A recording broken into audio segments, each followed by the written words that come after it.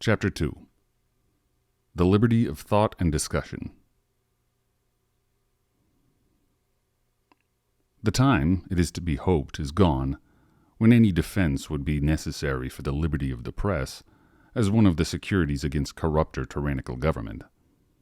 No argument, we may suppose, can now be needed against permitting a legislature or an executive not identified in interest with the people to prescribe options to them and determine what doctrines or what arguments they shall be allowed to hear. This aspect of the question, besides, has been so often and triumphantly enforced by preceding writers that it need not be specifically insisted on in this place. Though the law of England on the subject of the press is as servile to this day as it was in the time of the Tudors, there is little danger of it being actually put in force against political discussion, except during some temporary panic, when fear of insurrection drives ministers and judges from their propriety. And speaking generally, it is not in constitutional countries to be apprehended that the government, whether completely responsible to the people or not, will often attempt to control the expression of opinion, except when in doing so it makes itself the organ of the general intolerance of the public. Let us suppose, therefore, that the government is entirely at one with the people, and never thinks of exerting any power of coercion unless in agreement with what it conceives to be their voice. But I deny the right of the people to exercise such coercion, either by themselves or by their government.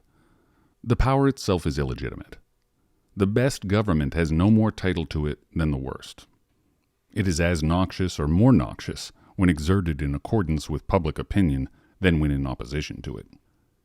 If all mankind minus one were of one opinion, and only that one person were of the contrary opinion, mankind would be no more justified in silencing that one person than he, if he had the power, would be justified in silencing mankind. Were an opinion of a personal possession of no value except to the owner, if to be obstructed in the enjoyment of it were simply a private injury, it would make some difference whether the injury was inflicted only on a few persons or on many. But the peculiar evil of silencing the expression of an opinion is that it is robbing the human race, posterity as well as the existing generation, those who dissent from the opinion still more than those who hold it. If the opinion is right, they are deprived of the opportunity of exchanging error for truth. If wrong, they lose what is almost as great a benefit, the clearer perception and livelier impression of truth produced by its collusion with error. It is necessary to consider separately these two hypotheses, each of which has a distinct branch of the argument corresponding to it. We can never be sure that the opinion we are endeavoring to stifle is a false opinion, and if we were sure, stifling it would be an evil still. First, the opinion which is attempted to suppress by authority may possibly be true. Those who desire to suppress it, of course, deny its truth, but they are not infallible. They have no authority to decide the question for all mankind, and exclude every other person from the means of judging. To refuse a hearing to an opinion because they are sure it is false is to assume that their certainty is the same thing as absolute certainty. All silencing of discussion is an assumption of infallibility. Its condemnation may be allowed to rest on this common argument, not the worse for being common. Unfortunately for the good sense of mankind, the fact of their fallibility is far from carrying the weight in their practical judgment, which is always allowed to it in theory. For while everyone well knows himself to be fallible, few think it necessary to take any precautions against their own fallibility, or admit the supposition that any opinion of which they feel very certain may be one of the examples of the error to which they acknowledge themselves to be liable. Absolute princes, or others who are accustomed to unlimited deference, usually feel this complete confidence in their own opinions on nearly all subjects. People more happily situated, who sometimes hear their opinions disputed, are not wholly unused to be set right when they are wrong, place the same unbounded reliance only on such of their opinions as are shared by all who surround them, or to whom they habitually differ. For in proportion to a man's want of confidence in his own solitary judgment, does he usually repose with implicit trust on the infallibility of the world in general. And the world, to each individual, means the part of it with which he comes in contact, his party, his sect, his church, his class of society. The man may be called, by comparison, almost liberal and large-minded, to whom it means anything so comprehensive as his own country or his own age. Nor is his faith in this collective authority at all shaken by his being aware that other ages, countries, sects, churches, classes, and parties have thought, and even now think, the exact reverse. He devolves upon his own world the responsibility of being in the right against the dissentient worlds of other people. And it never troubles him that mere accident has decided which of these numerous worlds is the object of his reliance, and that the same causes which make him a churchman in London would have made him a Buddhist or a Confucian in Peking. Yet it is as evident in itself as any amount of argument can make it that ages are no more infallible than individuals, every age having held many opinions which subsequent ages have deemed not only false but absurd, and it is as certain that many opinions now general will be rejected by future ages, as it is that many, once general, are rejected by the present. The objection likely to be made to this argument would probably take some such form as the following. There is no greater assumption of infallibility in forbidding the propagation of error than in any other thing which is done by public authority on its own judgment and responsibility. Judgment is given to men that they may use it. Because it may be used erroneously, are men to be told they ought not to use it at all?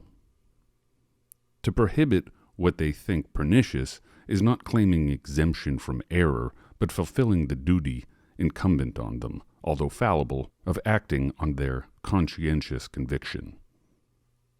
If we never act on our opinions, because those opinions may be wrong, we should leave all our interests uncared for, and all our duties unperformed. An objection which applies to all conduct can be no valid objection to any conduct in particular. It is the duty of governments and of individuals to form the truest opinions they can, to form them carefully, and never impose them upon others unless they are quite sure of being right.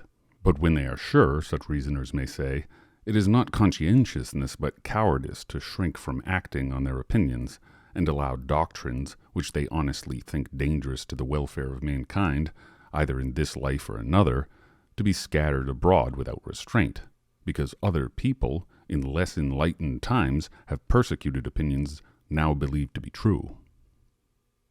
Let us take care, it may be said, not to make the same mistake. But governments and nations have made mistakes in other things, which are not denied to be fit subjects for the exercise of authority. They have laid on bad taxes, made unjust wars.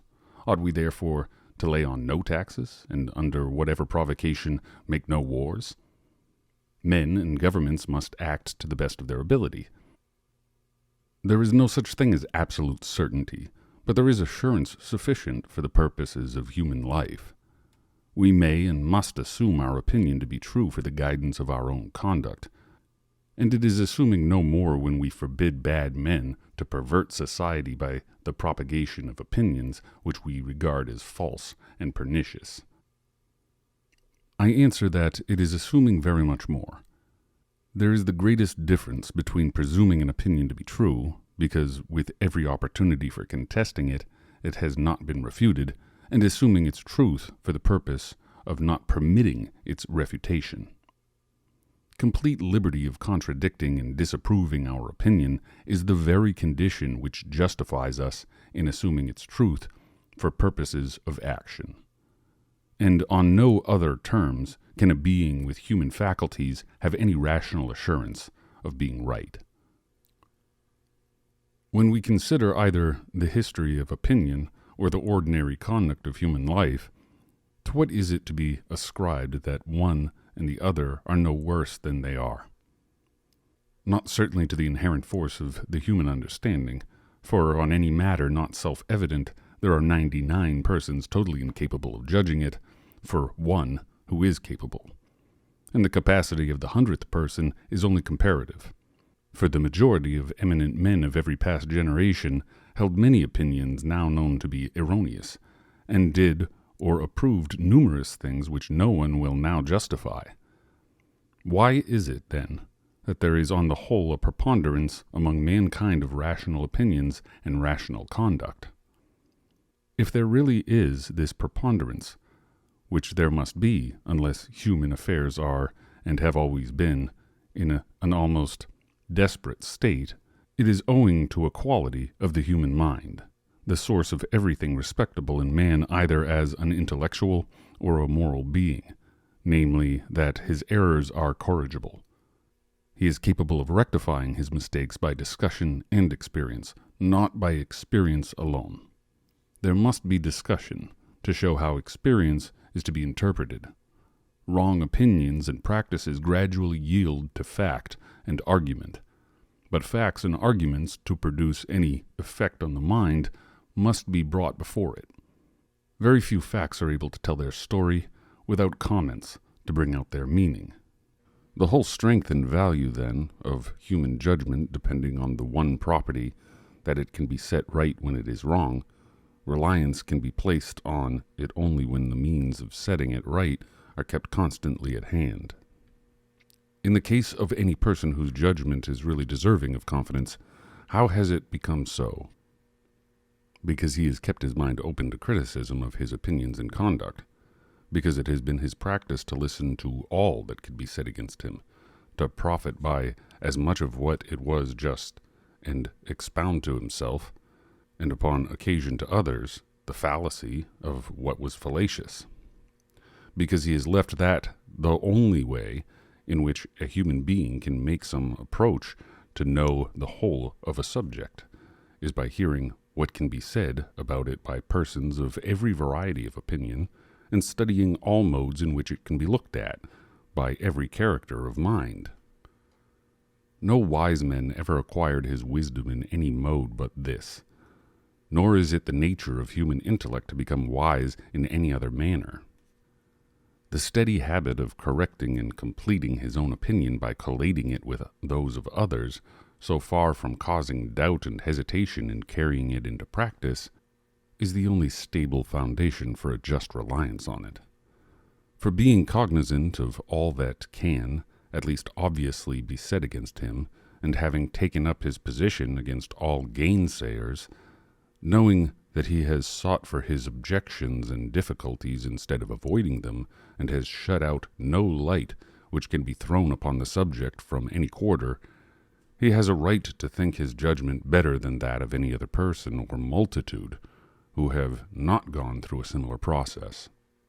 It is not too much to require that what the wisest of mankind, those who are best entitled to trust their own opinion, find necessary to warrant their relying on it, should be submitted to by that miscellaneous collection of a few wise and many foolish individuals called the public.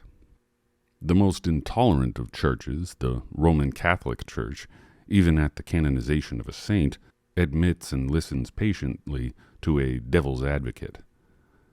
The holiest of men, it appears, cannot be admitted to posthumous honors until all that the devil could say against him is known and weighed.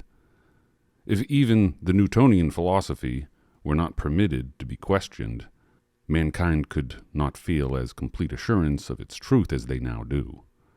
The beliefs of which we have most warrant for have no safeguard to the rest on, but a standing invitation to the whole world to prove them unfounded.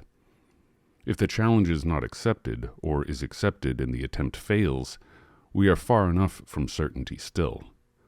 But we have done the best that the existing state of human reason admits of. We have neglected nothing that could give the truth a chance of reaching us. If the lists are kept open, we may hope that if there be a better truth, it will be found when the human mind is capable of receiving it. And in the meantime, we may rely on having attained such approach to the truth as is possible in our own day. This is the amount of certainty attainable by a fallible being, and this is the sole way of attaining it. Strange it is that men should admit the validity of the arguments for free discussion, but object to their being pushed to an extreme, not seeing that unless the reasons are good for an extreme case, they are not good for any case. Strange that they should imagine that they are not assuming infallibility when they acknowledge that there should be free discussion on all subjects, which can possibly be doubtful, but think that some particular principle or doctrine should be forbidden to be questioned because it is so certain that this, because they are certain that it is certain. To call any proposition certain, while there is anyone who would deny its certainty if permitted, but who is not permitted, is to assume that we ourselves, and those who agree with us, are the judges of certainty, and judges without hearing the other side. In the present age, which has been described as destitute of faith but terrified of skepticism, in which people feel sure, not so much that their opinions are true, as that they should not know what to do without them, the claims of an opinion to be protected from public attack are rested not so much on its truth as on its importance to society. There are, it is alleged, certain beliefs so useful, not to say indispensable to well-being, that it is as much the duty of governments to uphold those beliefs as to protect any other of the interests of society. In a case of such necessity, and so directly in the line of their duty, something less than infallibility may, it is maintained, warrant, and even bind governments to act on their own opinion, confirmed by the general opinion of mankind. It is also often argued, and still oftener thought, that none but bad men would desire to weaken these salutary beliefs. And there can be nothing wrong, it is thought, in restraining bad men, and prohibiting what only such men would wish to practice. This mode of thinking makes the justification of restraints on discussion not a question of truth of doctrines, but of their usefulness, and flatters itself by that means to escape the responsibility of claiming to be an infallible judge of opinions. But those who thus satisfy themselves do not perceive that the assumption of infallibility is merely shifted from one point to another. The usefulness of an opinion is itself matter of opinion, as disputable, as open to discussion, and requiring discussion as much as the opinion itself. There is the same need of an infallible judge of opinions to decide an opinion to be noxious as to decide it to be false, unless the opinion condemned has full opportunity of defending itself. And it is not to say that the heretic may be allowed to maintain the utility of harmlessness of his opinion, though forbidden to maintain its truth. The truth of an opinion is part of its utility.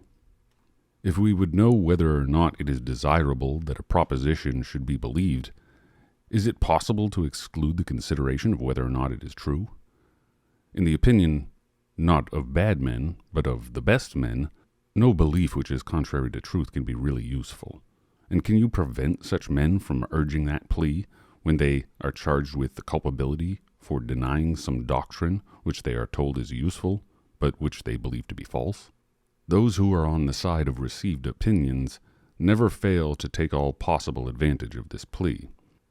You do not find them handling the question of utility as if it could be completely abstracted from that of the truth.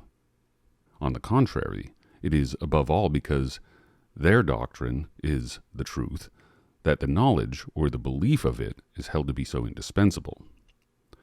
There can be no fair discussion of the question of usefulness when an argument so vital may be employed on one side, but not on the other. And in point of fact, when law or public feeling do not permit the truth of an opinion to be disputed, they are just as little tolerant of its denial of its usefulness. The utmost they allow is an extenuation of its absolute necessity, or of the positive guilt of rejecting it. In order more fully to illustrate the mischief of denying a hearing to opinions because we, in our own judgment, have condemned them, it will be desirable to fix down the discussion to a concrete case, and I chose, by preference, the cases which are least favorable to me, in which the argument against freedom of opinion, both on the score of truth and on that of utility, is considered the strongest. let the opinions impugned be the belief in a God and in a future state, or any of the commonly received doctrines of morality. To fight the battle on such ground gives a great advantage to an unfair antagonist, since he will be sure to say, and many of whom no desire to be unfair will say it internally, are these the doctrines of which you do not deem sufficiently certain to be taken under protection of law?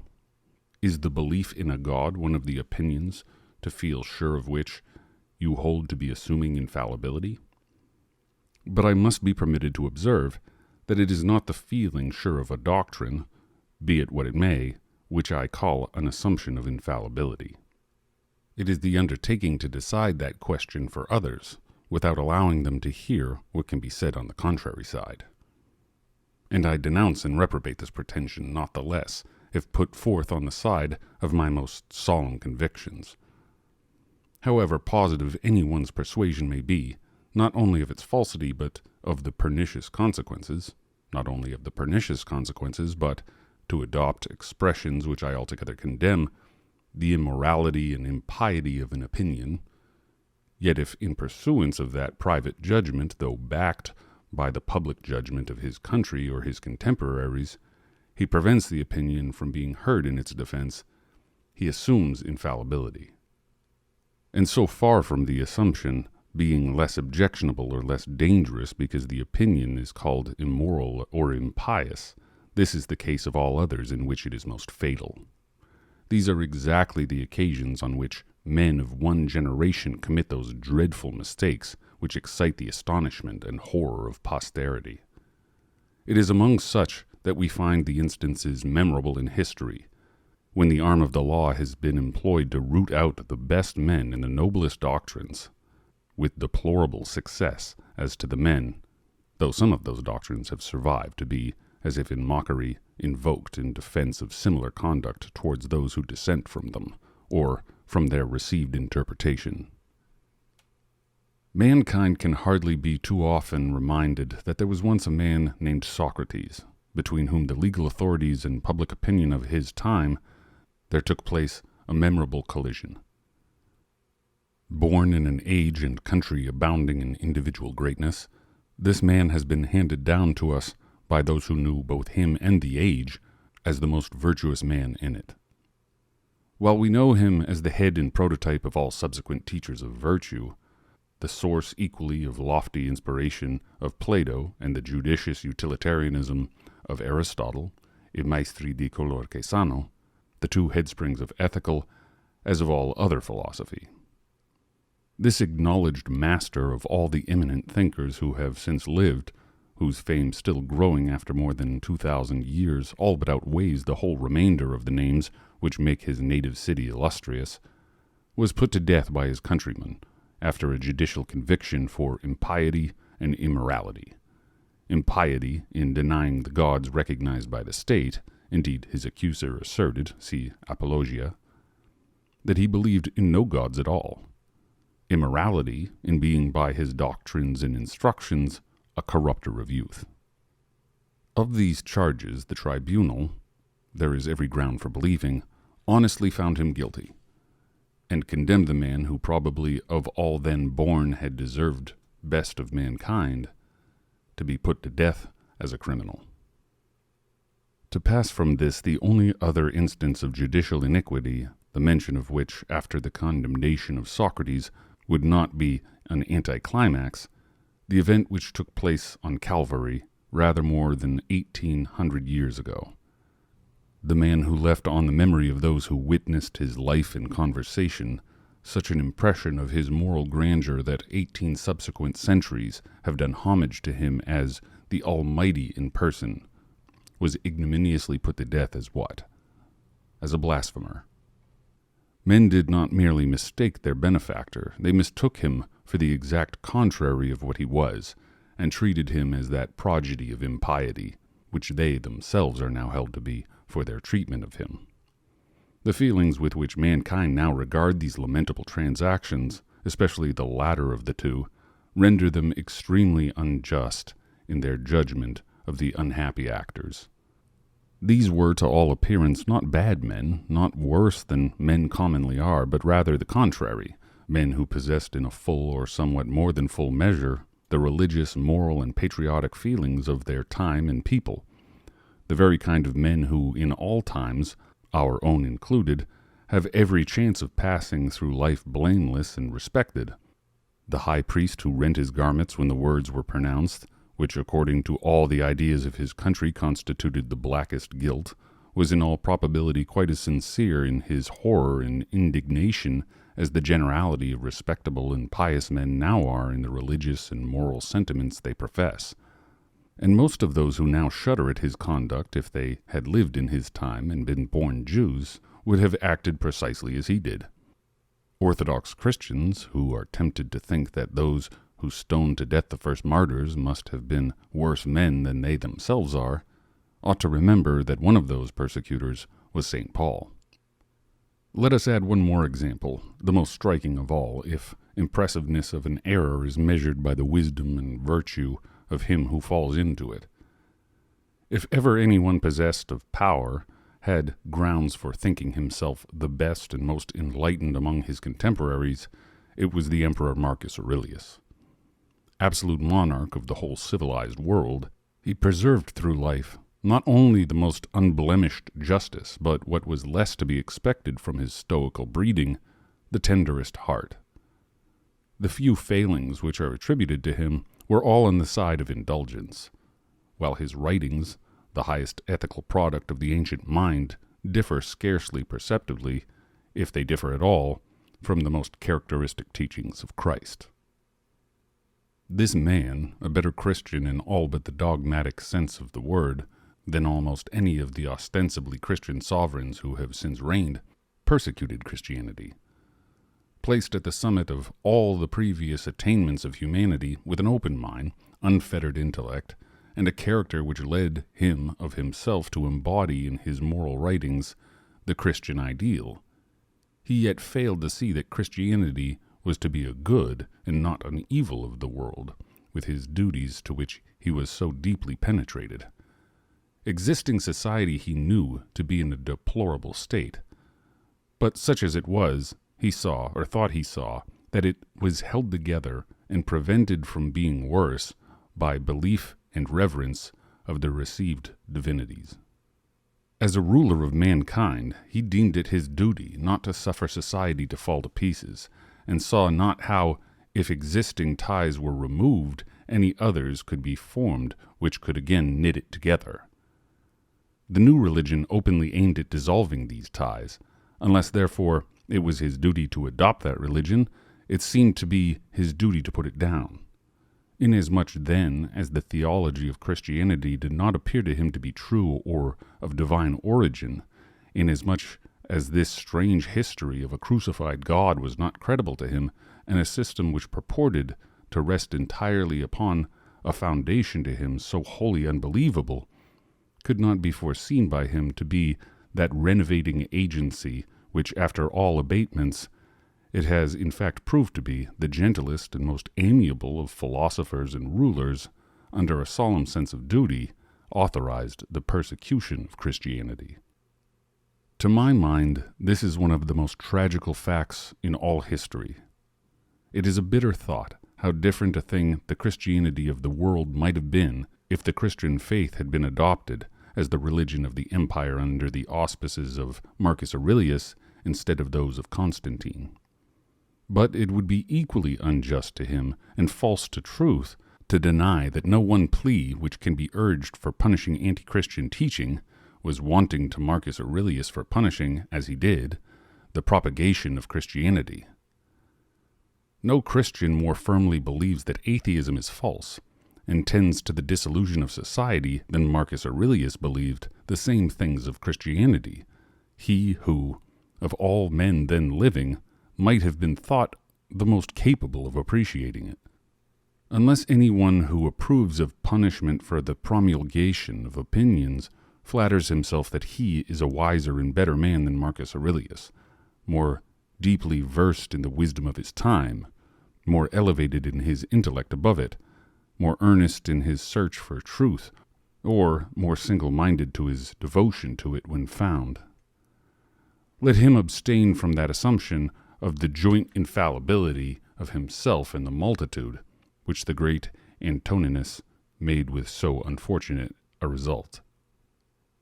Aware of the impossibility of defending the use of punishment for restraining irreligious opinions by any argument which will not justify Marcus Aurelius, the enemies of religious freedom, when hard-pressed, occasionally accept this consequence and say, with Dr. Johnson, that the persecutors of Christianity were in the right, that persecution is an ordeal through which truth ought to pass, and always passes successfully, legal penalties being in the end powerless against truth, though sometimes beneficially effective against mischievous errors.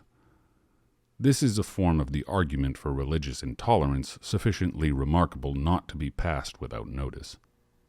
A theory which maintains that truth may justifiably be persecuted because persecution cannot possibly do it any harm cannot be charged with being intentionally hostile to the reception of new truths.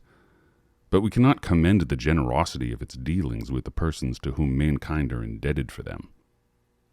To discover to the world something which deeply concerns it, and of which it was previously ignorant, to prove to it that it had been mistaken on some vital point of temporal or spiritual interest, is as important a service as a human being can render to his fellow creatures, and in certain cases, as in those of the early Christians and Reformers, those who think with Dr. Johnson, believe it to have been the most precious gift which could be bestowed upon mankind. That the authors of such splendid benefits should be requited by martyrdom, that their reward should be to be dealt with as the vilest of criminals, is not upon this theory a deplorable error and misfortune for which humanity should mourn in sackcloth and ashes, but the normal and justifiable state of things. The propounder of a new truth according to this doctrine should stand, as stood in the legislation of the Locrians, the prosper of a new law, with a halter round his neck, to be instantly tightened if the public assembly did not, on hearing his reasons, then and there adopt his proposition. People who defend this mode of treating benefactors cannot be supposed to set much value on the benefit. And I believe that this view of the subject is mostly confined to the sort of persons who think that new truths may have been desirable once, but that we have had enough of them now. But indeed the dictum that truth always triumphs over persecution is one of those pleasant falsehoods which men repeat after one another till they pass into commonplaces, but which all experience refutes. History teems with instances of truth put down by persecution. If not suppressed forever, it may be thrown back for centuries. To speak only of religious opinions, the Reformation broke out at least 20 times before Luther and was put down. Arnold of Brescia was put down, Fra Dolcino was put down, Savonarola was put down, the Albigeois were put down, the Vaudois were put down, the Lollards were put down, the Hussites were put down. Even after the era of Luther, wherever persecution was persisted in, it was successful.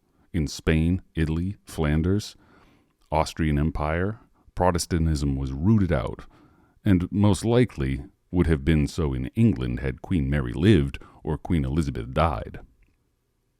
Persecution has always succeeded, save where the heretics were too strong a party to be effectually persecuted. No reasonable person can doubt that Christianity might have been extirpated in the Roman Empire. It spread and became predominant because the persecutions were occasional, lasting but a short period of time, and separated by long intervals of almost undisturbed propagandism. It is a piece of idle sentimentality that truth, merely as truth, has any inherent power denied to error of prevailing against the dungeon and the stake. Men are not more zealous for truth than they often are for error, and a sufficient application of legal or even social penalties will generally succeed in stopping the propagation of either. The real advantage which truth has consists in this, that when an opinion is true, it may be extinguished once, twice, or many times, but in the course of ages there will generally be found persons to rediscover it, until some one of its reappearances falls on a time when, from favorable circumstances, it escapes persecution until it is made such head as to withstand all subsequent attempts to suppress it. It will be said that we do not now put to death the introducers of new opinions. We are not like our fathers who slew prophets. We even build sepulchres to them. It is true we no longer put heretics to death, and the amount of penal infliction which modern feeling would probably tolerate, even against the most obnoxious opinions, is not sufficient to extirpate them. But let us not flatter ourselves that we are yet free from the stain even of legal persecution. Penalties for opinion, or at least for its expression, still exist by law, and their enforcement is not, even in these times, so unexampled as to make it at all credible that they may someday be revived in full force. In the year 1857, at the summer assizes of the county of Cornwall, an unfortunate man said to be of unexceptional conduct in all relations of life was sentenced to 21 months' imprisonment for uttering and writing on a gate some offensive words concerning Christianity. Within a month of the same time, at the Old Bailey, 2 persons on separate occasions were rejected as jurymen, and one of them grossly insulted by the judge and by one of the counsel because they honestly declared that they had no theological belief. And a third, a foreigner, for the same reason, was denied justice against a thief. This refusal of redress took place in virtue of the legal doctrine that no person can be allowed to give evidence in a court of justice who does not profess belief in a God. Any God is sufficient, and in a future state, which is equivalent to declaring such persons to be outlaws excluded from the protections of the tribunals, who may not only be robbed or assaulted with impunity, if no one but themselves or persons of similar opinions be present, but anyone else be robbed or assaulted with impunity, if the proof of the fact depends on their evidence. The assumption on which this is grounded is that the oath is worthless of a person who does not believe in a future state, a proposition which betokens much ignorance of history in those who assent to it, since it is historically true that a large portion of infidels in all ages have been persons of distinguished integrity and honor, and would be maintained by no one who had the smallest conception of many of the persons in greatest repute with the world, both for virtues and for attainments, are well known, at least to their intimates, to be unbelievers. The rule, besides, is suicidal and cuts away its foundation. Under pretense that atheists must be liars, it admits the testimony of all atheists who are willing to lie, and rejects only those who brave the obloquy of publicly confessing a detested creed rather than affirm falsehood. A rule thus self-convicted of absurdity so far as regards its professed purpose can be kept in force only as a badge of hatred, a relic of persecution. A persecution, too, having the peculiarity that qualification for undergoing it is the being clearly proved not to deserve it. The rule and the theory it implies are hardly less insulting to believers than to infidels. For if he who does not believe in a future state necessarily lies, it follows that they who do believe are only prevented from lying, if prevented they are, by the fear of hell. We will not do the authors and the abettors of the rule of the injury of supposing that the conception which they have formed of Christian virtue is drawn from their own consciousness. These indeed are but rags and remnants of persecution, and may be thought to be not so much an indication of the wish to persecute as an example of that very frequent infirmity of English minds, which makes them take a preposterous pleasure in the assertion of a bad principle when they are no longer bad enough to desire to carry it really into practice. But unhappily there is no security in the state of the public mind that the suspension of worse forms of legal persecution, which has lasted for about the space of a generation, will continue. In this age, the quiet surface of routine is as often ruffled by attempts to resuscitate past evils as to introduce new benefits. What is boasted of at the present time as the revival of religion is always, in narrow and uncultivated minds, at least as much the revival of bigotry, and where there is the strong permanent leaven of intolerance in the feelings of a people, which at all times abides in the middle classes of this country, It needs but little to provoke them into actively persecuting those whom they have never ceased to think proper objects of persecution. For it is the opinions men entertain and the feelings they cherish respecting those who disown the beliefs they deem important, which makes this country not a place of mental freedom. For a long time past, the chief mischief of the legal penalties is that they strengthen the social stigma. It is that stigma which is really effective, and so effective is it that the profession of opinions which under the ban of society is much less common in England than it is in other countries, the avowal of those which incur risk of judicial punishment. In respect to all persons but those whose pecuniary circumstances make them independent of the good will of other people, opinion on this subject is as efficacious as law. Men might as well be imprisoned as excluded from the means of earning their bread. Those whose bread is already secured, and who desire no favors from men in power, or from bodies of men, or from the public, have nothing to fear from the open avowal of any opinions, but to be ill thought or ill spoken of, and this it ought not to require a very heroic mold to enable them to bear. There is no room for any appeal ad misericordiam in behalf of such persons, but though we do not now inflict so much evil on those persons who think differently from us as it was formerly the custom to do, it may be that we do ourselves as much evil as ever by our treatment of them. Socrates was put to death, but the Socratic philosophy rose like the sun in heaven and spread its illumination over the whole intellectual firmament. Christians were cast to the lions, but the Christian church grew up a stately and spreading tree, overtopping the older and less vigorous growths and stifling them by its shade. Our merely social intolerance kills no one, roots out no opinion, but induces men to disguise them or to abstain from any active effort for their diffusion. With us, heretical opinions do not perceptibly gain or even lose ground in each decade or generation. They never blaze out far and wide, but continue to smolder in the narrow circles of thinking and studious persons among whom they originate, without ever lighting up the general affairs of mankind with either a true or deceptive light.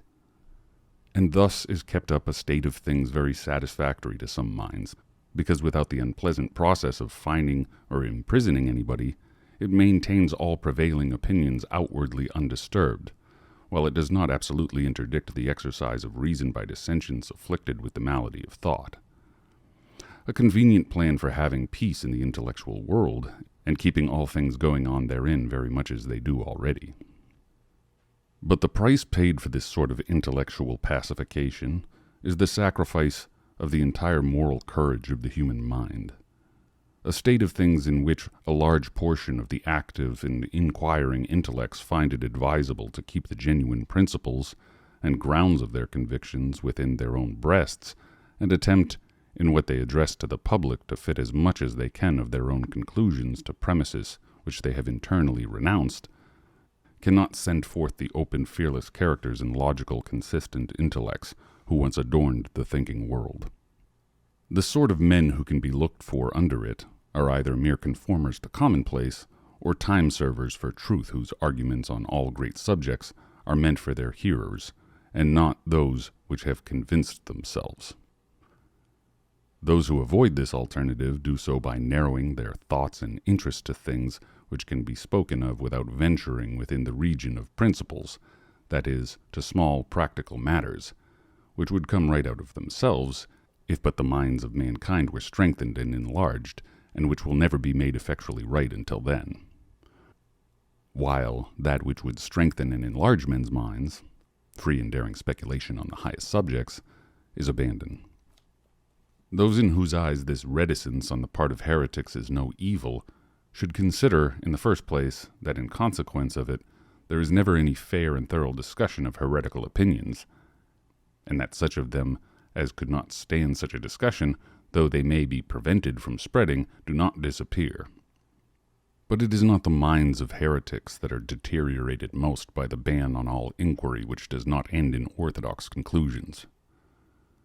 The greatest harm is done to those who are not heretics, and whose whole mental development is cramped and their reason cowed by the fear of heresy.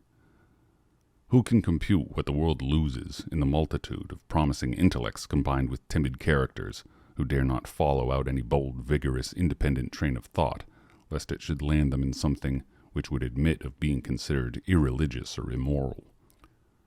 Among them we occasionally see some man of deep conscientiousness and subtle and refined understanding, who spends a life in sophisticating with an intellect which he cannot silence, and exhausts the resources of ingenuity in attempting to reconcile the promptings of his conscience and reason with orthodoxy, which he yet does not perhaps to the end succeed in doing.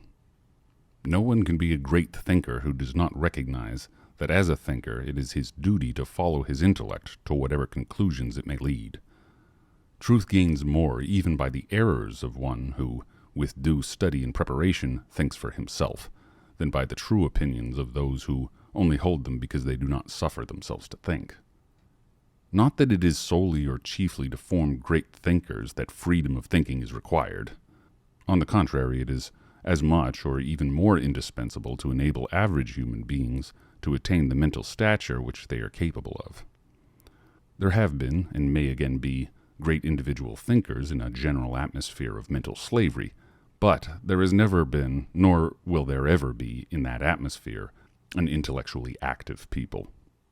Where any people has made a temporary approach to such a character, it is because the dread of heterodox speculation was for a time suspended.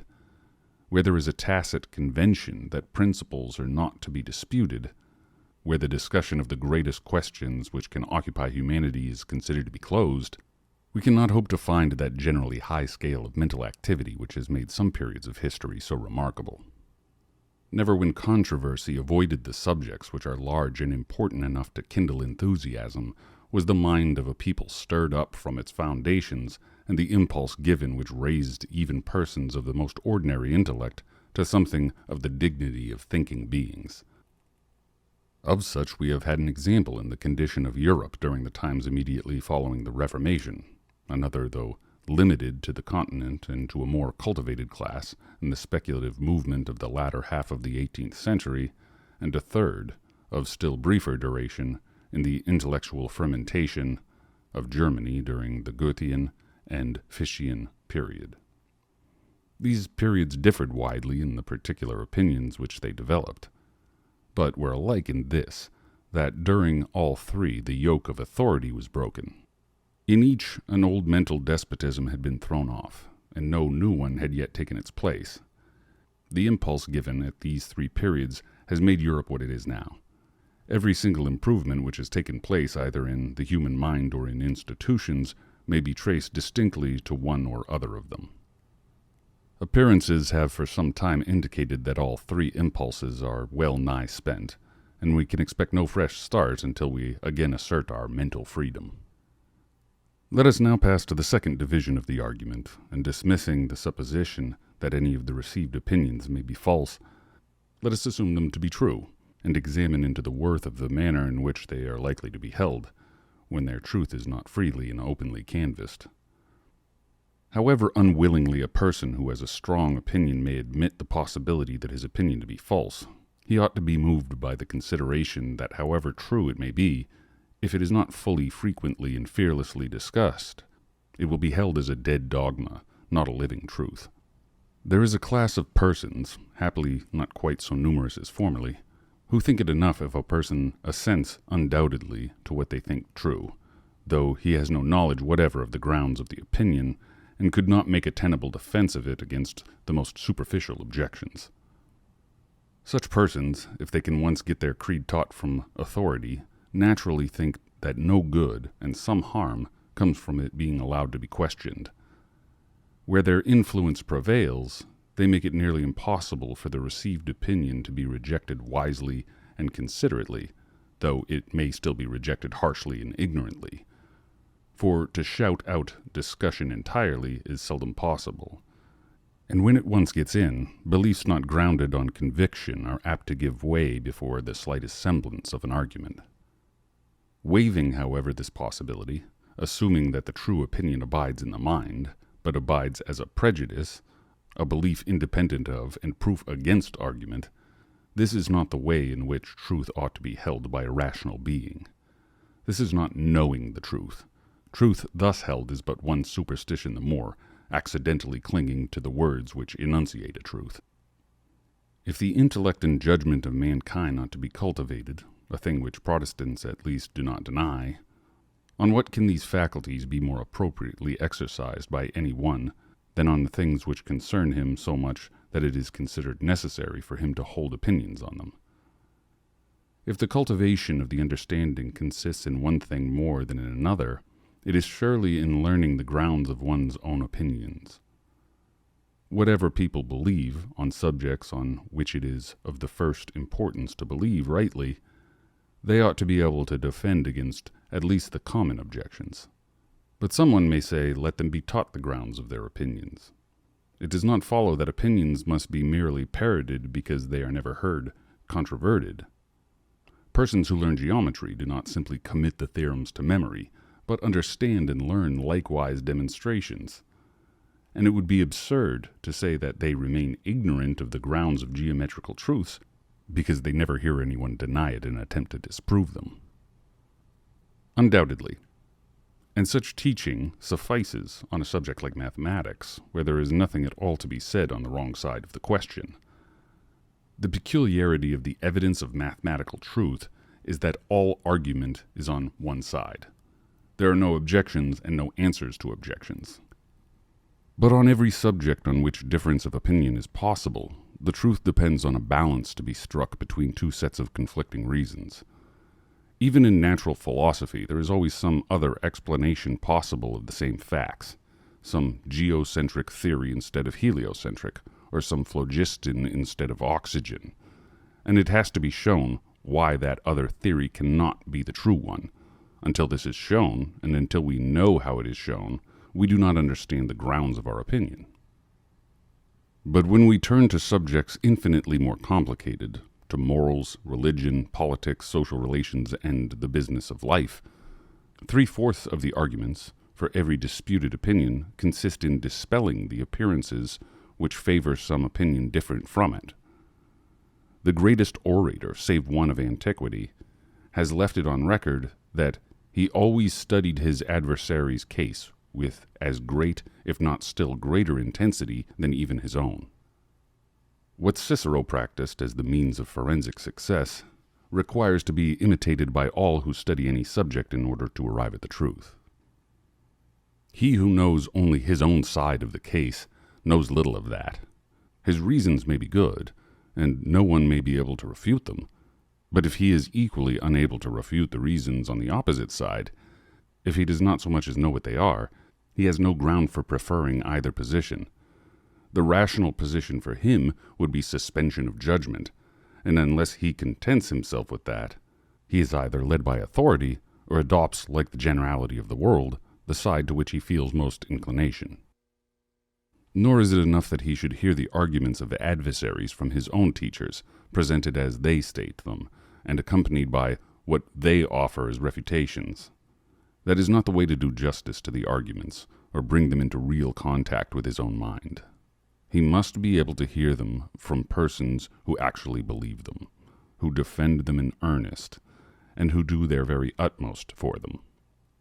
He must know them in their most plausible and persuasive form.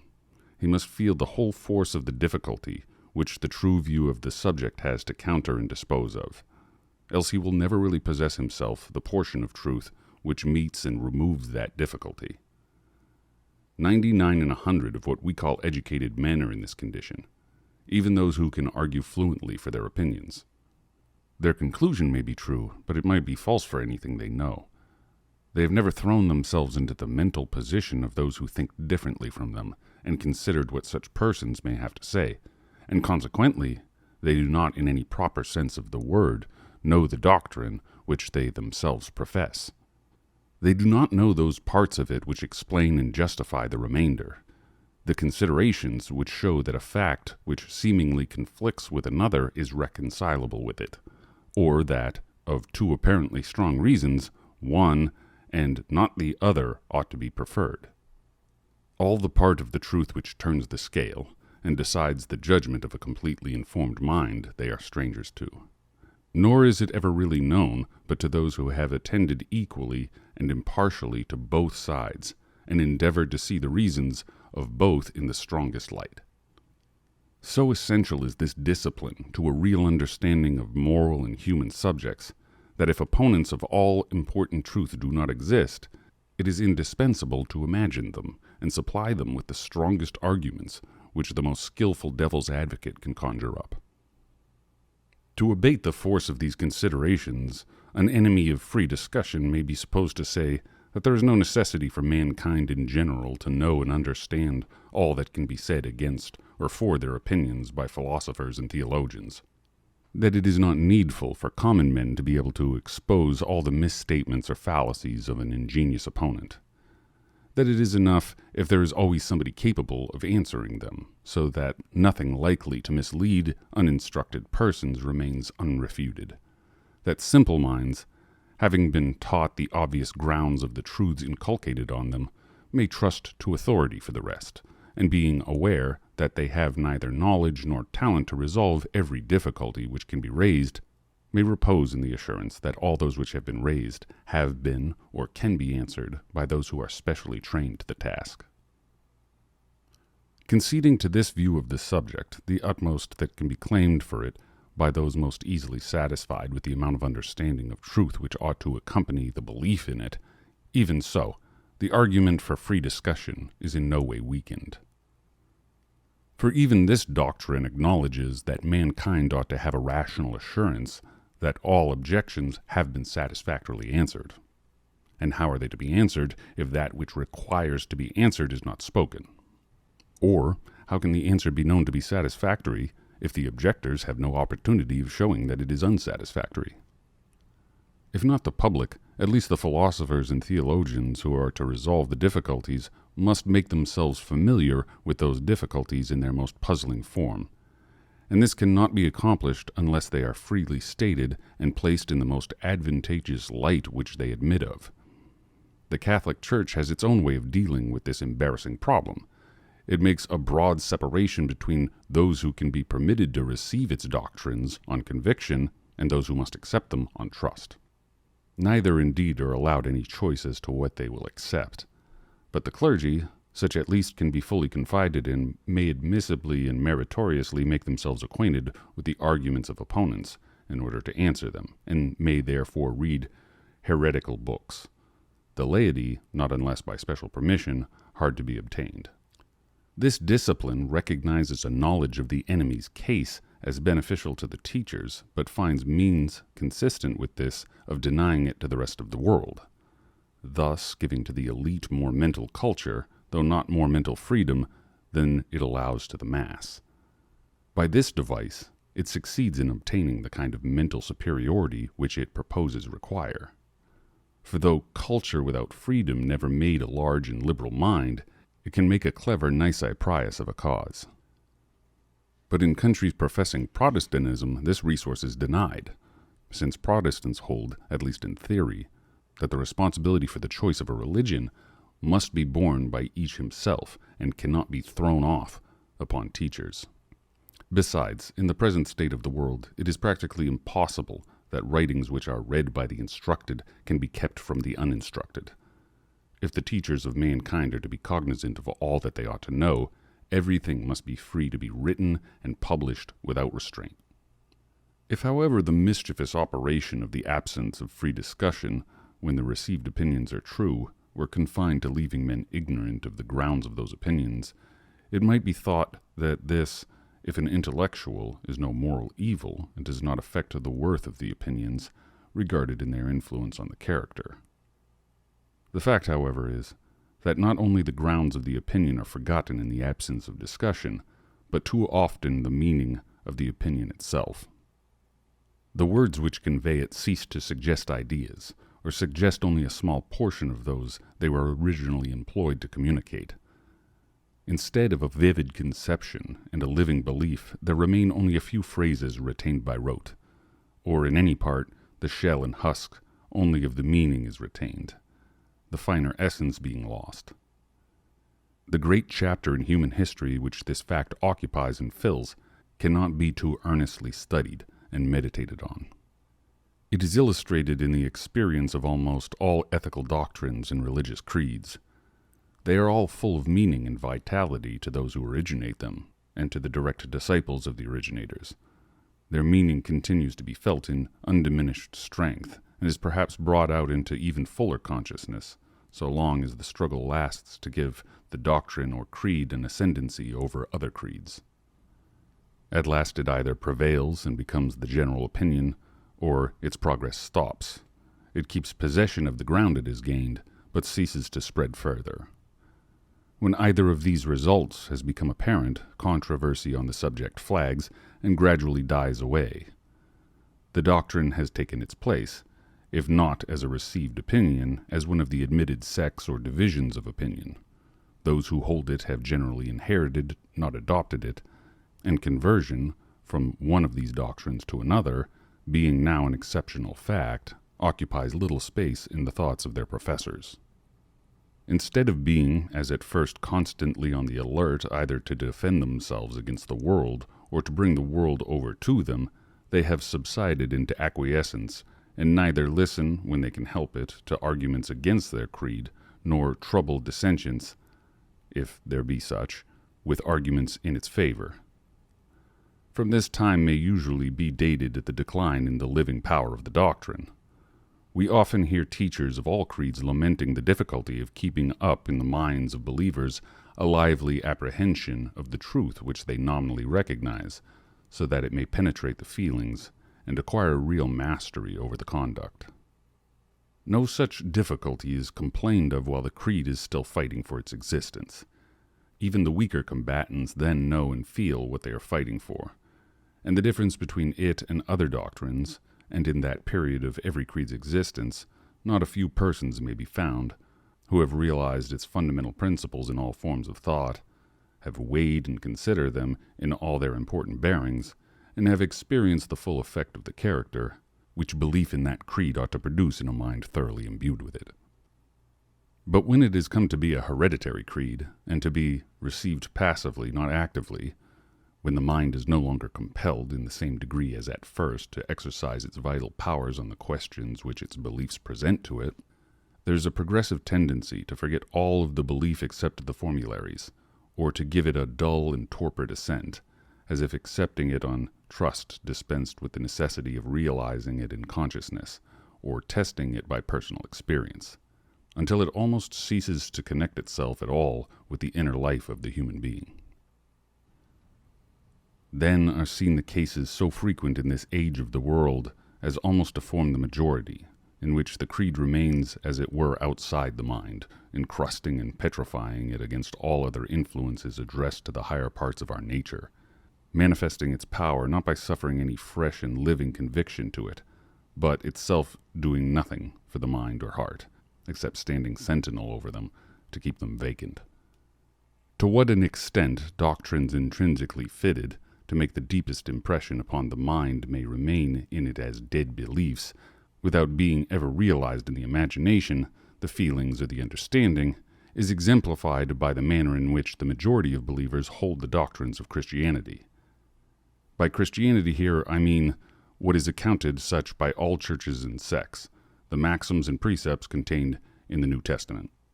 These are considered sacred and accepted as laws by all professing Christians.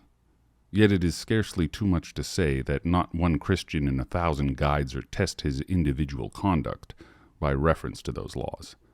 The standard to which he does refer to it is the custom of his nation, his class, or his religious profession. He has thus, on the one hand, a collection of ethical maxims, which he believes to have been vouchsafed to him by infallible wisdom as rules for his government, and on the other hand, a set of everyday judgments and practices, which go a certain length with some of those maxims, not so great a length with others, stand in direct opposition to some, and are, on the whole, a compromise between the Christian creed and the interests and suggestions of worldly life. To the first of these standards he gives his homage, to the other his real allegiance. All Christians believe that the blessed are the poor and humble, and those who are ill-used by the world, that it is easier for a camel to pass through the eye of a needle than for a rich man to enter the kingdom of heaven. that they should judge not lest they be judged. They should swear not at all, that they should love their neighbor as themselves, that if one take their cloak, they should give them their coat also, that they should take naught for the morrow, that if they were perfect, they should sell all that they have and give it to the poor. They are not insincere when they say they believe these things. They do believe them, as people believe what they've always heard lauded and never discussed. But in the same sense of that living belief which regulates conduct, they believe these doctrines just up to the point to which it is usual to act upon them. The doctrines in their integrity are serviceable to pelt adversaries with, and it is understood that they are to be put forward, when possible, as the reasons for whatever people do that they think laudable. But anyone who reminded them that the maxims require an infinity of things which they never even think of doing would gain nothing but to be classed among those very unpopular characters who affect to be better than other people. The doctrines have no hold on ordinary believers, are not a power in their minds. They have a habitual respect for the sound of them, but no feeling which spreads from the words to the things signified, and forces the mind to take them in and make them conform to the formula. Whenever conduct is concerned, they look round for Mr. A and B to direct them how far to go in obeying Christ. Now we may be well assured that the case was not thus, but far otherwise with the early Christians. Had it been thus, Christianity never would have expanded from an obscure sect of the despised Hebrews into the religion of the Roman Empire. When their enemies said, "See how these Christians love one another," a remark not likely to be made by anybody now, they assuredly had a much livelier feeling of the meaning of their creed than they have ever had since. And to this cause, probably it is chiefly owing that Christianity now makes little progress in extending its domain, and after 18 centuries is still nearly confined to Europeans and the descendants of Europeans. Even with the strictly religious, who are much in earnest about their doctrines, and attach a greater amount of meaning to many of them than people in general, it commonly happens that the part of which is thus comparatively active in their minds is that which was made by Calvin or Knox, or some such person much nearer in character to themselves. The sayings of Christ coexist passively in their minds, producing hardly any effect beyond what is caused by mere listening to words so amiable and bland. There are many reasons, doubtless, why doctrines which are the badge of a sect retain more of their vitality than those common to all recognized sects, and why more pains are taken by teachers to keep their meaning alive. But no one reason certainly is that peculiar doctrines are more questioned, and have to be oftener defended against open gainsayers. Both teachers and learners go to sleep at their post as soon as there is no enemy in the field.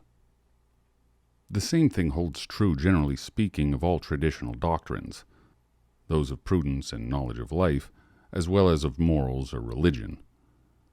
All languages and literatures are full of general observations on life, both as to what it is and how to conduct oneself in it. Observations which everybody knows, which everybody repeats or hears with acquiescence, which are received truisms, yet of which most people find truly learn the meaning when experience, generally of a painful kind, has made it a reality to them. How often, when smarting under some unforeseen misfortune or disappointment, does a person call to mind some proverb or common saying familiar to him all his life, the meaning of which, if he had ever before felt it, as he does now, would have saved him from the calamity. There are indeed reasons for this, other than the absence of discussion. There are many truths of which the full meaning cannot be realized until personal experience has brought it home. But much more of the meaning even of these would have been understood, and what was understood would have been more deeply impressed on the mind, if the man had been accustomed to hear it argued pro and con by people who did understand it. The fatal tendency of mankind to leave off thinking about a thing when it is no longer doubtful is the cause of half their errors. A contemporary author has well spoken of the deep slumber of decided opinion.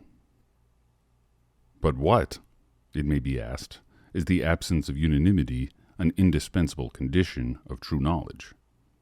Is it necessary that some part of mankind should persist in error to enable any to realize the truth? Does a belief cease to be real and vital as soon as it is generally received?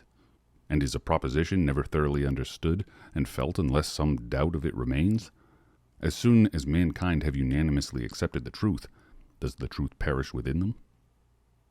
The highest aim and best result of improved intelligence, it has hitherto been thought, is to unite mankind more and more in the acknowledgement of all important truths. And does the intelligence only last as long as it has not achieved its object? Do the fruits of conquest perish by the very completeness of victory? I affirm no such thing. As mankind improves, the number of doctrines which are no longer disputed or doubted will be constantly on the increase, and the well-being of mankind may almost be measured by the number and gravity of the truths which have reached the point of being uncontested. The cessation, on one question after another, of serious controversy is one of the necessary incidents of the consolidation of opinion. A consolidation as salutary in the case of true opinions as it is dangerous and noxious when the opinions are erroneous. But though this gradual narrowing of the bonds of diversity of opinion is necessary in both senses of the term, being at once inevitable and indispensable, we are not therefore obliged to conclude that all its consequences must be beneficial. The loss of so important an aid to the intelligent and living apprehension of a truth, as is afforded by the necessity of explaining it to or defending it against opponents, though not sufficient to outweigh, is no trifling drawback from the benefit of its universal recognition. Where this advantage can no longer be had, I confess I should like to see the teachers of mankind endeavoring to provide a substitute for it, some contrivance for making the difficulties of the question as present to the learner's consciousness as if they were pressed upon him by a dissentient champion eager for his conversion. But instead of seeking contrivances for this purpose, they have lost those they formerly had. The Socratic dialectics, so magnificently explained in the dialogues of Plato, were a contrivance of this description. They were essentially a negative discussion of the great questions of philosophy and life, directed with consummate skill to the purpose of convincing anyone who had merely adopted the commonplaces of received opinion that he as yet attached no definite meaning to the doctrines he professed, in order that, becoming aware of his ignorance, he might be put in the way to attain a stable belief, resting on a clear apprehension both of the meaning of doctrines and of their evidence. The school disputations of the Middle Ages had a somewhat similar object. They were intended to make sure that the pupil understood his own opinion, and by necessary correlation, the opinion opposed to it, and could enforce the grounds of the one and confute those of the other. These last-mentioned contests had indeed the incurable defect that the premises appealed to were taken from authority, not from reason, and as a discipline to the mind, they were in every respect inferior to the powerful dialectics which formed the intellects of the Socratici viri. But the modern mind owes far more to both than it is generally willing to admit, and the present mode of education contains nothing which in the smallest degree supplies the place either of the one or of the other. A person who derives all his instruction from teachers or books, even if he escape the besetting temptation of contenting himself with cram, is under no compulsion to hear both sides. Accordingly, it is far from a frequent accomplishment, even among thinkers, to know both sides. And the weakest part of what everybody says in defense of his opinion is what he intends as a reply to antagonists. It is the fashion of the present time to disparage negative logic, that which points out weaknesses in theory or errors in practice without establishing positive truths.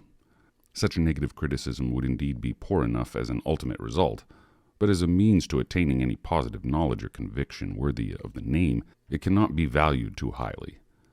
And until people are again systematically trained to it, there will be few great thinkers and a low general average of intellect in any but the mathematical and physical departments of speculation. On any other subject, no one's opinions deserve the same knowledge, except so far as he has either had forced upon him by others, or gone through of himself the same process which would have been required of him in carrying on an active controversy with opponents. That, therefore, which when absent, it is so indispensable but so difficult to create, how worse than absurd is it to forego when spontaneously offering itself. If there are any persons who contest a received opinion, or will do so if law or opinion will let them, let us thank them for it, open our minds to listen to them, and rejoice that there is someone to do for us what we otherwise ought, if we have any regard for either the certainty or the vitality of our convictions, to do with much greater labor for ourselves. It still remains to speak of one of the principal causes which make diversity of opinion advantageous, and will continue to do so until mankind shall have entered a stage of intellectual advancement which at present seems at an incalculable distance. We have hitherto considered only two possibilities, that the received opinion may be false, and some other opinion consequently true, or that the received opinion being true, a conflict with the opposite error is essential to a clear apprehension and deep feeling of its truth. But there is a commoner case than either of these, when the conflicting doctrines, instead of being one true and the other false, share the truth between them, and the nonconforming opinion is needed to supply the remainder of the truth, of which the received doctrine embodies only a part.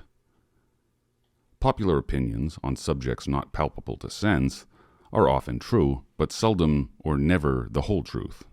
They are a part of the truth, sometimes a greater, sometimes a smaller part, but exaggerated, distorted, and disjoined from the truths by which they ought to be accompanied and limited.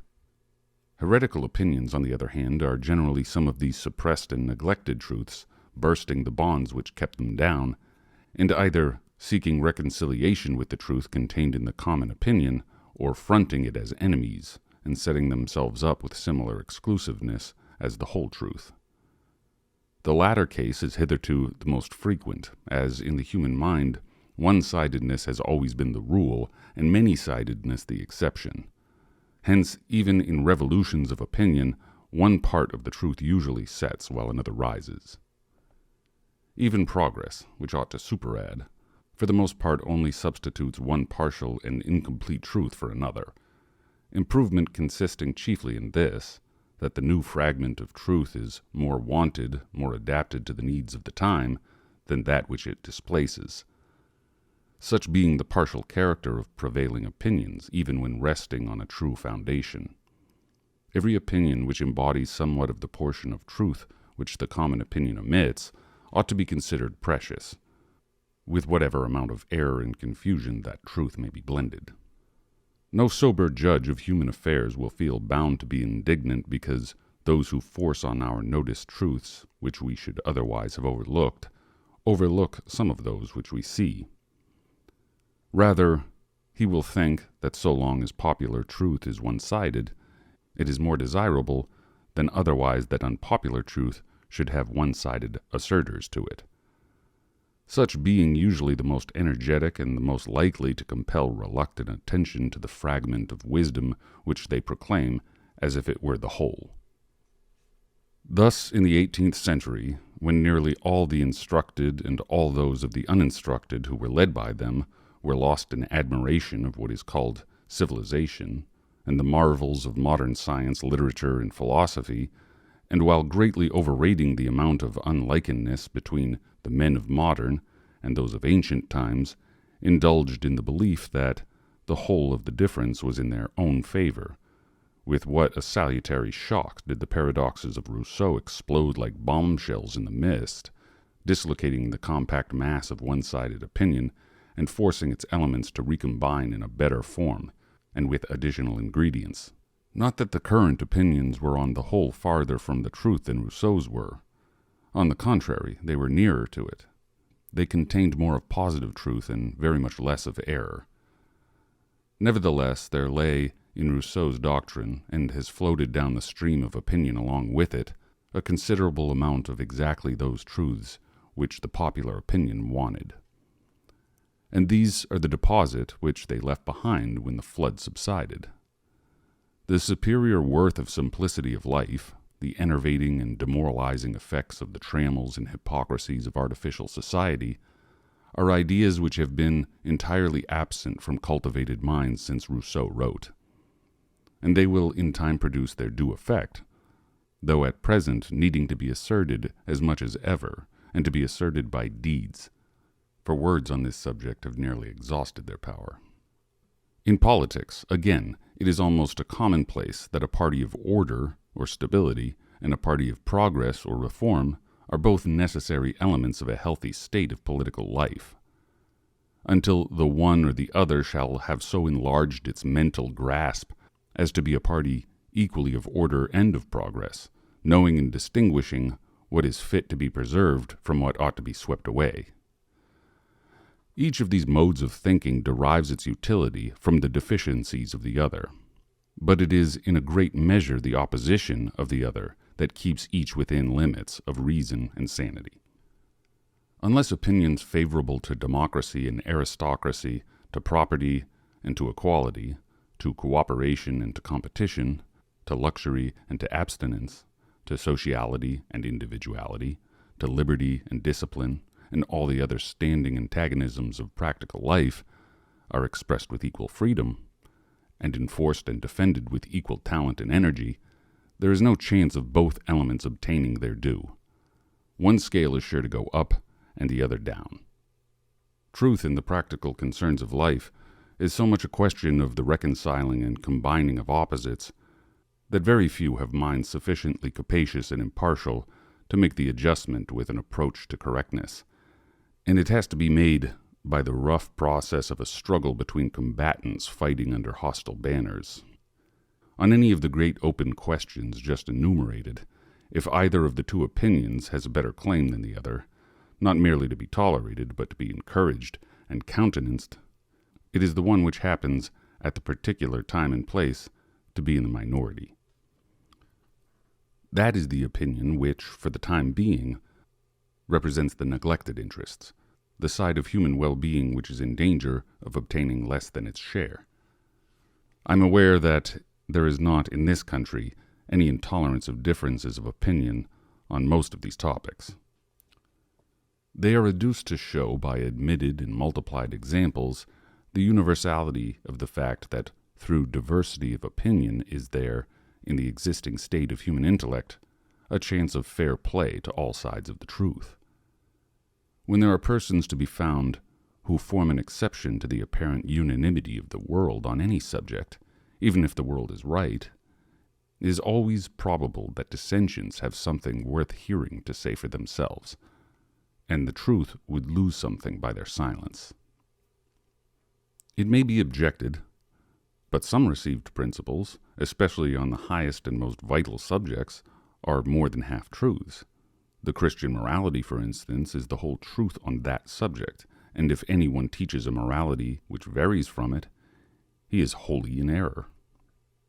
As this is of all cases the most important in practice, none can be fitter to test the general maxim.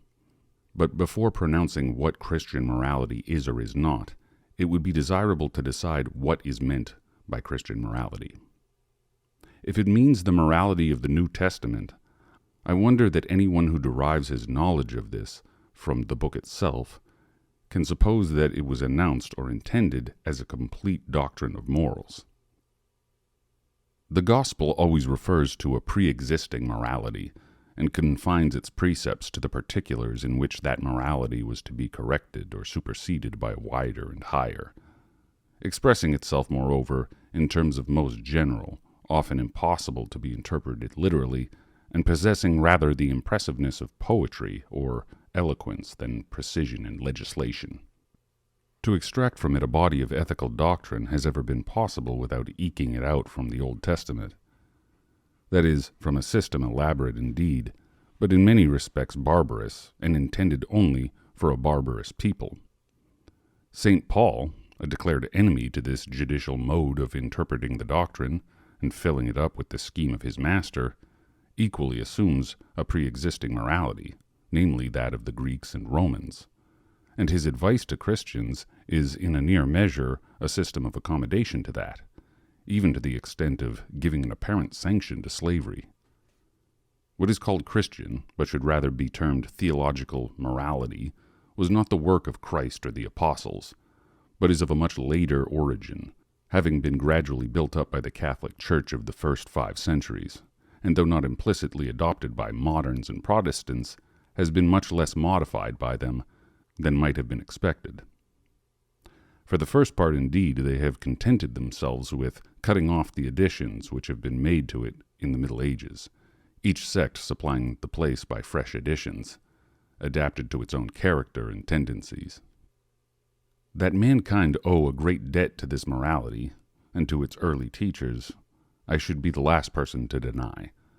But I do not scruple to say that it is, in many important points, incomplete and one-sided, and that unless ideas and feelings, not sanctioned by it, had contributed to the formation of European life and character, human affairs would have been in a worse condition than they are now. Christian morality, so-called, has all the characters of a reaction. It is in great part a protest against paganism. Its ideal is negative rather than positive, passive rather than active, innocence rather than nobleness, abstinence from evil rather than energetic pursuit of good. In its precepts, as has been well said, "Thou shalt not" predominates unduly over "thou shalt." In its horror of sensuality, it made an idol of asceticism, which has been gradually compromised away into one of legality. It holds out the hope of heaven and the threat of hell as the appointed and appropriate motives to a virtuous life. In this falling far below the best of the ancients, and doing what lies in it to give a human morality an essentially selfish character by disconnecting each man's feelings of duty from the interests of his fellow creatures, except so far as a self-interested inducement is offered to him for consulting them. It is essentially a doctrine of passive obedience. It inculcates submission to all authorities found established, who indeed are not to be actively obeyed when they command what religion forbids, but who are not to be resisted, far less rebelled against, for any amount of wrong to ourselves. And while in the morality of the best pagan nations, duty to the state holds even a disproportionate place, infringing on the just liberty of the individual, in purely Christian ethics, the grand department of duty is scarcely noticed or acknowledged. It is in the Koran, not the New Testament, that we read the maxim, "A ruler who appoints any man to an office, when there is in his dominions another man better qualified for it, sins against God and against the state." What little recognition the idea of obligation to the public obtains in modern morality is derived from Greek and Roman sources, not from Christian. As even in the morality of private life, whatever exists of magnanimity, high-mindedness, personal dignity, even the sense of honor, is derived from the purely human, not religious part of our education, and never could have grown out of a standard of ethics in which the only worth, professedly recognized, is that of obedience. I am as far as anyone from pretending that these defects are necessarily inherent in Christian ethics, in every manner in which it can be conceived, or that the many requisites of a complete moral doctrine which it does not contain do not admit of being reconciled with it. Far less would I insinuate this of the doctrines and precepts of Christ himself. I believe that the sayings of Christ are all that I can see any evidence of their having been intended to be, that they are all irreconcilable with nothing which a comprehensive morality requires, that everything which is excellent in ethics may be brought within them, with no greater violence to their language than has been done to it by all who have attempted to deduce from them any practical system of conduct whatever. But it is quite consistent with this to believe that they contain, and were meant to contain, only a part of the truth, that many essential elements of the highest morality are among the things which are not provided for, nor intended to be provided for in the recorded deliveries of the founder of Christianity, and which have been entirely thrown aside in the system of ethics erected on the basis of those deliveries by the Christian Church. And this being so, I think it is a great error to persist in attempting to find in the Christian doctrine that complete rule for our guidance, which its author intended it to sanction and enforce, but only partially to provide. I believe, too, that this narrow theory is becoming a grave practical evil, detracting greatly from the value of the moral training and instruction which so many well-meaning persons are now at length exerting themselves to promote. I much fear that by attempting to form the mind and feelings on an exclusively religious type and discarding those secular standards, as for want of a better name they may be called, which heretofore coexisted with and supplemented the Christian ethics, receiving some of its spirit and infusing into it some of theirs, there will result, and is even now resulting, a low, abject, servile type of character which submit itself as it may to what it deems the supreme will, is incapable of rising to or sympathizing in the conception of supreme goodness. I believe that other ethics than any which can be evolved from exclusively Christian sources must exist side by side with Christian ethics to produce the moral regeneration of mankind, and that the Christian system is no exception to the rule, that in an imperfect state of the human mind, the interests of truth require a diversity of opinions. It is not necessary that in ceasing to ignore the moral truths not contained in Christianity, men should ignore any of those which it does contain. Such prejudice or oversight, when it occurs, is altogether an evil, but it is one from which we cannot hope to be always exempt, and must be regarded as the price paid for an inestimable good. The exclusive pretension made by a part of the truth to be the whole must and ought to be protested against, and if a reactionary impulse should make the protesters unjust in their turn, this one-sidedness, like the other, may be lamented, but must be tolerated. If Christians would teach infidels to be just to Christianity, they should themselves be just to infidelity. It can do truth no service to blink the fact, known to all who have the most ordinary acquaintance with literary history, that a large portion of the noblest and most valuable moral teaching has been the work not only of men who did not know, but of men who knew and rejected the Christian faith. I do not pretend that the most unlimited use of the freedom of enunciating all possible opinions would put an end to the evils of religious or philosophical sectarianism.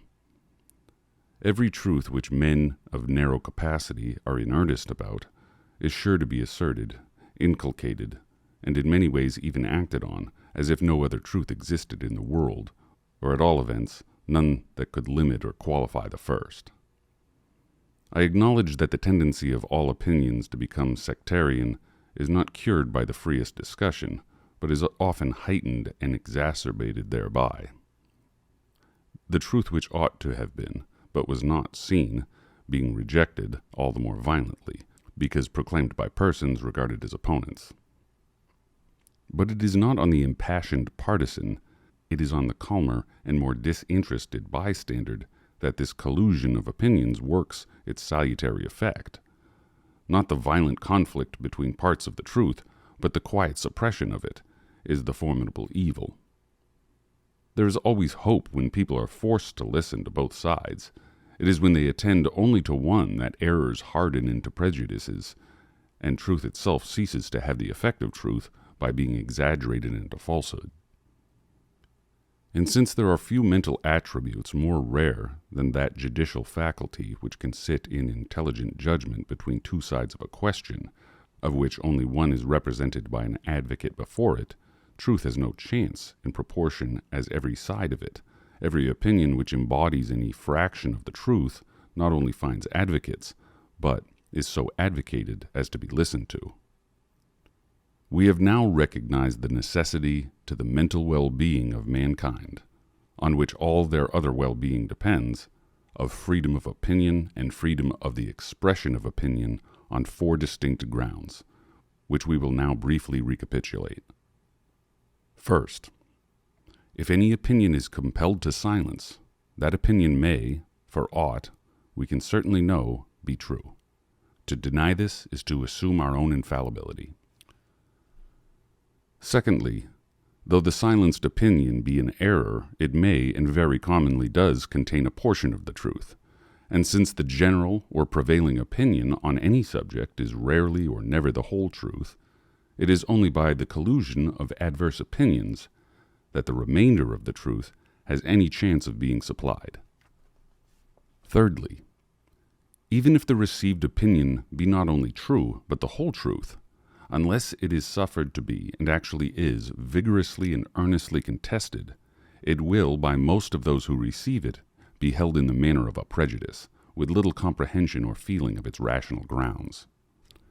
And not only this, but, fourthly, the meaning of the doctrine itself will be in danger of being lost or enfeebled and deprived of its vital effect on the character and conduct. The dogma becoming a mere formal profession, inefficacious for good, but cumbering the ground, and preventing the growth of any real and heartfelt conviction from reason or personal experience.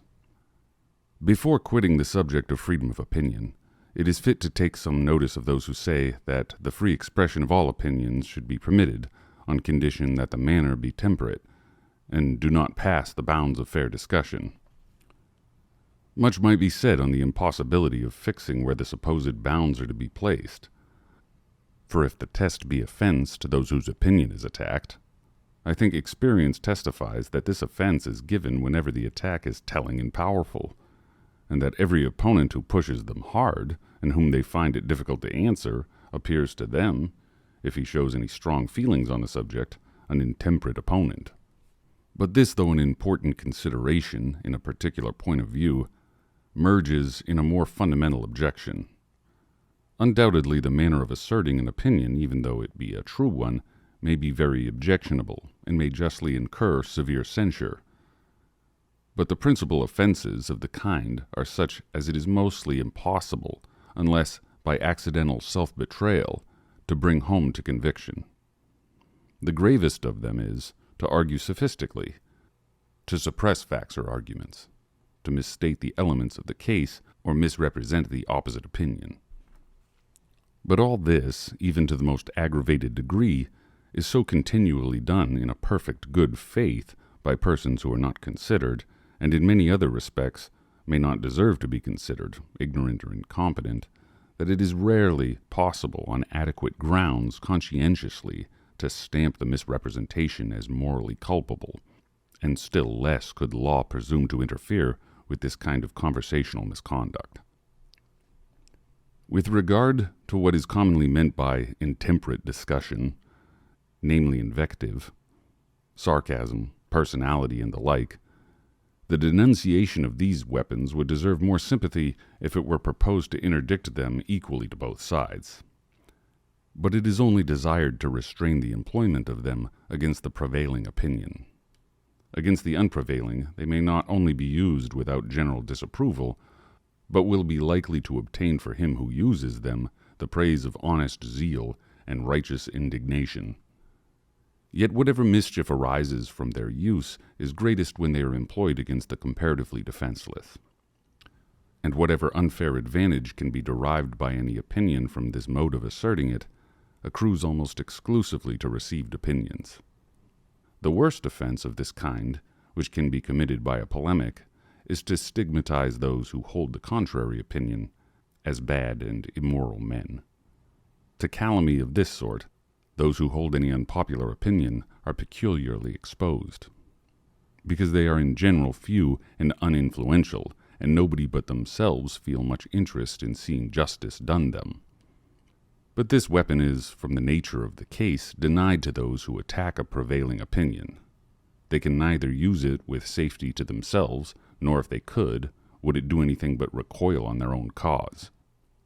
In general, opinions contrary to those commonly received can only obtain a hearing by studied moderation of language, and the most cautious avoidance from unnecessary offense, from which they hardly ever deviate, even in a slight degree without losing ground. While unmeasured vituperation employed on the side of the prevailing opinion really does deter people from professing contrary opinions, and to listening to those who profess them. For the interest, therefore, of truth and justice, it is far more important to restrain this employment of vituperative language than the other. And, for example, if it were necessary to choose, there would be much more need to discourage offensive attacks on infidelity than on religion. It is, however, obvious that law and authority have no business with restraining either, while opinion ought, in every instance, to determine its verdict by the circumstances of the individual case. Condemning every one, on whichever side of the argument he places himself, in whose mode of advocacy either want of candor or malignity, bigotry, or intolerance of feeling manifest themselves. But not inferring these vices from the side which a person takes, though it be the contrary side of the question to our own, and giving merited honor to everyone, whatever opinion he may hold, who has calmness to see and honesty to state what his opponents and their opinions really are, exaggerating nothing to their discredit, keeping nothing back which tells, or can be supposed to tell in their favor. This is the real morality of public discussion, and if often violated, I am happy to think that there are many controversialists who to a great extent observe it, and a still greater number who conscientiously strive towards it.